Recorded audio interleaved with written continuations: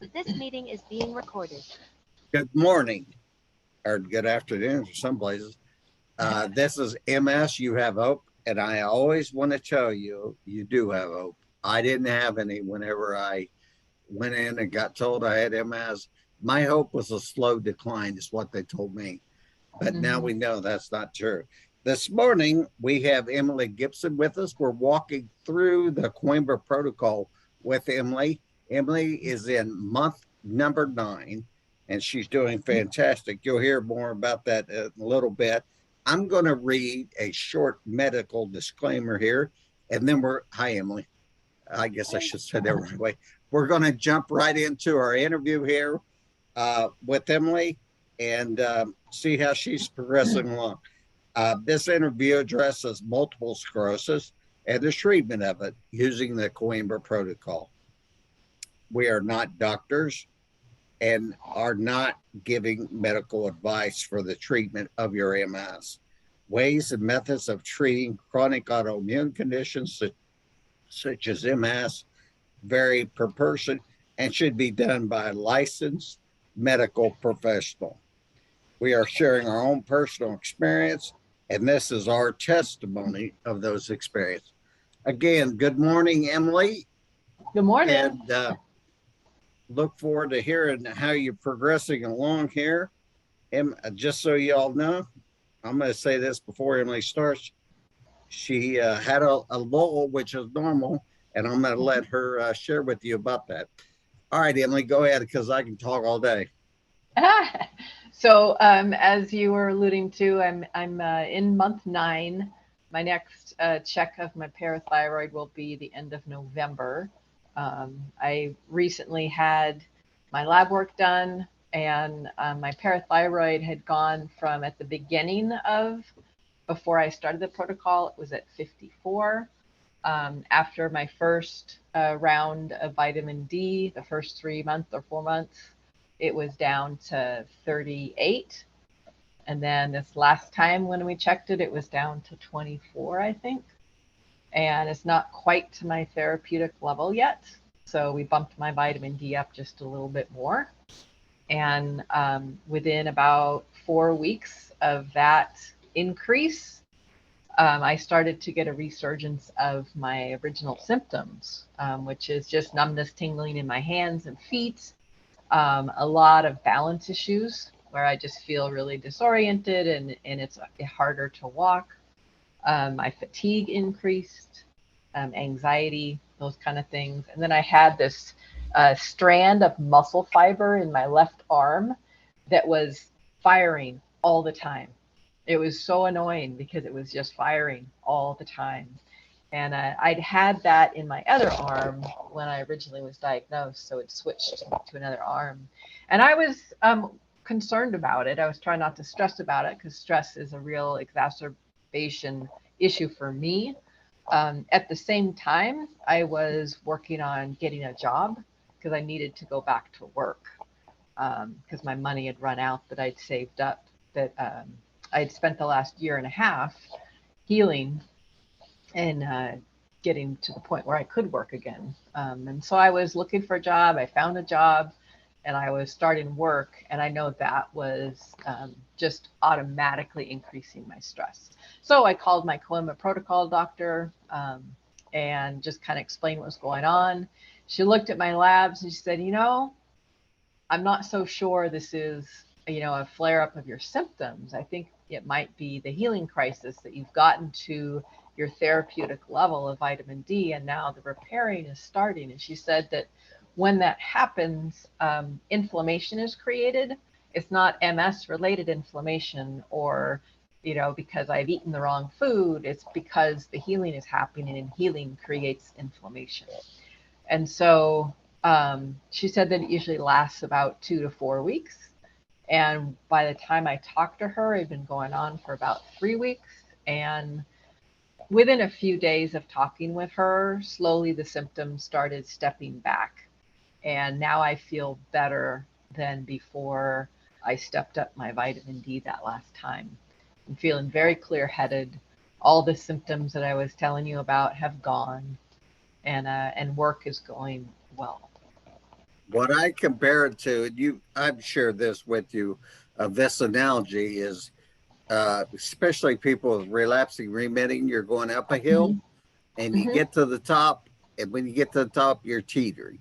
And during that Yeah. teetering time, you may feel bad. I've had people tell Mhm, me ungodly things. I mean, I've seen people bawl like a baby that wouldn't cry at mhm. all. And then when you finally start on that downhill climb, I remember Jerry Kraft up in Canada. When I called him up, I mean, you would need a crowbar to get small off his face because you Yeah. feel you feel good. And I know that feeling. I want everybody to feel as good as I do. I wake up every day. Maybe I can't walk, but that's not the worst thing I ever had. The worst thing I ever had was multiple sclerosis when it was active. So I know Yeah. that feeling, but I know I love that smile. And that's a smile nobody can ever take away from you because Nope. you've been there and you know it. When you were talking about that firing and that spasm in your arm, Hmm. I used to have that in my eardrum. Oh my goodness. And it was like a moth that had flown into your ear and was No. shaking its wings.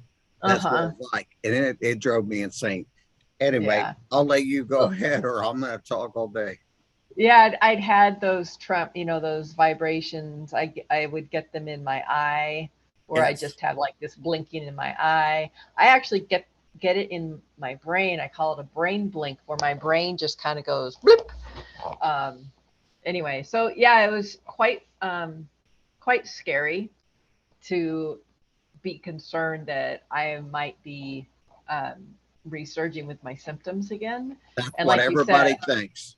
I am relapsing remitting. I am at the very beginning of my MS journey, so I'm really fortunate that I found the Coimbra Protocol so quickly. Um, and and I know that it doesn't necessarily 100% work for everybody. People have to go off of it for other medical reasons, etc. So there was just that, but my first instinct was to message my protocol doctor and just go, hey, this is what's going on, and set up an appointment and spoke with her, and I got some. She put me on some omega-3 supplement to make sure that, because I eat a vegetarian diet pretty much, she was concerned that the balance between my omega-6s and threes was off. So I started that to help with the inflammation. There's a Anyway, so I wanted to share that I did get a job and I have started working again after being off for 16 months. And I have worked as a teacher my whole life, and teaching is a very high stress, high demand job, and it doesn't work well with me because I mean, teaching, you're never done. And so you can't close the door and go home and go, okay, done, did a good job. There's always someone to call. There's always, lessons to prepare and things to do. And it didn't work well with my personality because I could never stop and put it down. And so I had to take a step back. And I'm working as an assistant in a very small education program for kids who are on the autistic spectrum. So it's a one-on-one. We have 6 kids in this program, and there's 6 adults, and it's pretty neat, and it's working well for me.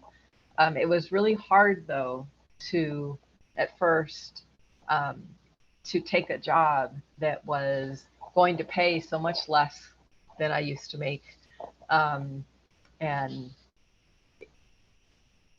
to not view it as a negative thing was a real challenge. And now that I'm there and I walk in the door at 7 a.m. and I walk out at 2:30 and I'm done and there's nothing else I have to do. And it's like, wow, this is pretty exciting, and so anyway, it's going well. The first week was really tough. The second week was better. Just tough as far as the demands on my energy. I hadn't had for all this time. And so there was a lot of worry. Am I going to be able to handle it? And I am. It's going well. So. There's something she's sharing that I want to share with everybody. I think I've shared this before. 99% of people that get multiple sclerosis are type A personalities. you heard Yeah. Emily just describe how, she used to be on the go, go, go. I knew a Yeah. woman um, in Kansas City that had two restaurants. Think about that for a second, people. One, Wow. one makes me want to throw up. I mean, I can't imagine the stress involved with one restaurant, but two, I mean, my goodness, no wonder she got MS. Or, you're thinking had got Yeah. MS or had a heart attack because that's a lot of stress. But I see it time and Hmm. time again. People are like, well, I was going, usually they have a huge flare when they're Hmm. going through some of that stress. And, uh, that's what happened to her. She had a huge flare. Uh, Hmm. Managing one of the restaurants. And of course, when I talked to her, she had no restaurants. And it's hard. I know that myself. I was a salesman. It's hard Hmm. going from, uh, I was always talking to people. And next thing I knew, I was in my room sitting in a chair talking to nobody for days on end. And I'm Hmm. like, how do people do this? I was a people person. So that's the thing that multiple sclerosis does to us. It causes us to slow down and to not be on the go, go, go all the time. There's And a wonderful book that supports what you're saying. It's called When the Body Says No. And it's a Gabor Mate, who's a doctor in Canada. And he works with chronically ill patients. And he started doing in depth life histories with his patients to find out what has your life been like? What's your personality? What was your childhood like? And started finding these commonalities. And there's a chapter in there about, MS, and there's a chapter about ALS, and basically it's that personality of not being able to say no, right, of you exactly, know giving, giving, exactly. giving, and struggling with boundaries and doing too much and working hard. And it has been one of the most difficult parts of the healing journey is to step back from that and listen to my body. And, I'm not trying to get well so I can go back to what I used to do. I have Right. So no you can intention. make yourself sick again. Yeah, I'll come up Maybe with some it's other disease. maybe Yeah. it's not MS, maybe it's high blood pressure or a heart attack. Or I'll lose my thyroid or something Yeah, else. So something. that There autoimmune response, is coming from an exactly. overstressed system. Exactly. You know, Anyway, go ahead. there are over 100 autoimmune diseases now. The Coimbra Protocol has been used to treat almost all of them, if not all of them. Oh, Uh, so autoimmune is if you got rid of MS and you continued on with your life, you might get one of those other autoimmune diseases. I had autoimmune diseases on each side of my family. oh, So for me to yeah. get one isn't a surprise. My dad had myasthenia gravis. My Hmm. mother had rheumatoid arthritis, both autoimmune diseases, Yeah. both diseases that have been treated by the Coimbra Protocol. So I'm Yep. glad My there's mom something out had there. my mom had autoimmune diseases as well, and I know many people have multiple autoimmune diseases, and that just kind of reinforces the idea that your body says, hey, and I love that this doctor, the author of When the Body Says No, he works really hard to make sure people don't think that he's saying that it's our fault for getting sick. He's saying, Exactly. here is some tools for getting well, because now your body's response and what's going on and how you can help your body heal. And I So like that because it's not blaming people for being sick. sorry, I interrupt you. Say again what month you're in, 9. Emily. If I was on the fence and I wanted to say, or I was thinking about doing the Coimbra Protocol like you were, tell Hmm. me what you'd say to me. I would ask you to think about what it feels like to be healthy and to feel like you can think and plan and dream again. Yes. Yes. And when I was first diagnosed, I mean, I knew people who'd had MS all my life. I worked in a therapeutic horse program, and watched people deteriorate who I was working with. And it was very sobering to be told you have MS. And I remember my neurologist saying, "You're going to be fine." And he was saying that because he was going to put me on disease modifying therapies. And I did one treatment of rituximab because my inflammation at that time was so high. And he was really worried that I was going to have another exacerbation. And I wanted to be stable when I started the protocol. And so I did that rituximab to get the inflammation down. But, I felt so clear headed when I first started the protocol. And I would want to make sure that that you don't know how your body's going to respond. But once you get to that therapeutic level and the healing starts, be prepared that you may feel worse for a while. And if you Exactly. do, just talk to your protocol doctor. Just check in with them. Um, they're there to guide us through this process, and they've seen many, many patients, and they're able to say, yeah, I've seen this happen in this percentage of my patients, and this is normal, and let's do these things to kind of support your body through this, and check in with me next week. And so it's just having that person to kind of walk you through is critical. Well, Emily, thank you. Thank you for all the work you're doing. Look forward to talking to you again in 3 or 4 months. Just to let people know, Dr. Coimbra was interviewed by the Epic Times, and that interview is coming up. My interview, hopefully they're working on, he told me. So that's going to be out there too. I personally hope that I can go see Dr. Coimbra or interview him myself, and that interview will be available on our YouTube channel.